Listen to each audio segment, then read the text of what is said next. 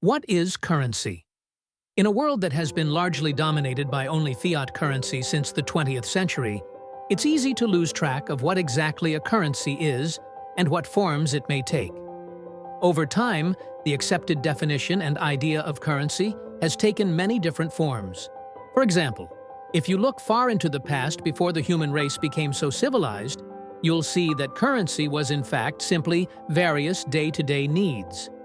Individuals may have traded weapons, for example a bow from one village with a spear from another.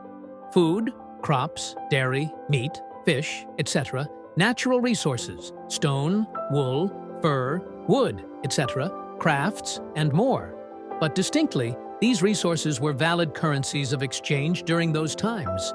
As time went on, and the human race continued to evolve, societal shifts led to further reliance on others and an increased need for trade, which has led to an ever-evolving idea of what constitutes of currency. For thousands of years now, governmental entities have implemented and controlled society's accepted forms of currency, which has led to common adoption, the ability for large-scale trade and globalization, and higher-functioning societies even on a microeconomic level. These types of currencies are referred to as fiat currency. Each government entity, which usually represents a country, though some local governments don't follow this structure, has a central bank that regulates their fiat currency. Each central bank regulates aspects such as how much currency an individual can send, when an individual can send it, the tracking of currency transactions, how much currency to pump into the economies, and more. Current examples of fiat currencies include the US dollar, the Japanese yen, the Great Britain pound, the Canadian dollar, etc. While common perception is that fiat currency is intrinsically valuable, you may be surprised to learn that this isn't the case.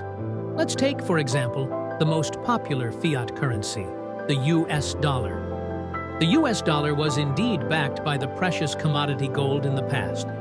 This meant that for every note, US dollar bill, you possessed, you were guaranteed an equivalent exchange into gold, which has intrinsic value. However, this all changed in 1971, when President Nixon established his new economic policy, which brought an end to the Bretton Woods system of fixed exchange rates that was established after World War II. During this time, Nixon suspended the US dollar's convertibility into gold, an event also known as the Nixon shock.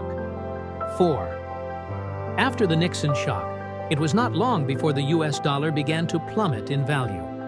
In March of 1973, the G10 approved an arrangement wherein 6 members of the European community tied their currencies together and jointly floated against the US dollar. This was a decision that effectively signaled the abandonment of the Bretton Woods fixed exchange rate system of fiat currencies that had been in place in favor of the current system of floating exchange rates. So, what is the conclusion of this historical timeline? The conclusion is that the fiat currencies in circulation in our global monetary system today are essentially backed by nothing of true value. Rather, their value is based solely on the merit of the governing entity's regulations and societal adaptations.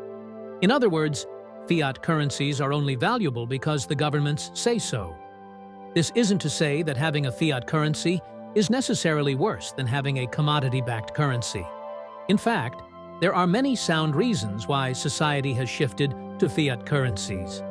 One very important reason is that central banks can control the supply and demand of a currency by influencing interest rates and currency circulation volume, which allows governments to mitigate and better control economic shifts, which may otherwise drastically negatively impact a particular economy. This 5 very pro for fiat currencies was displayed fairly evidently in the U.S. financial crisis of 2008, when the Federal Reserve was able to do economic damage control by controlling the supply of the U.S. dollar in circulation. Such control is not permitted by a commodity-backed currency in history, especially when considering the relative instability of commodity values themselves.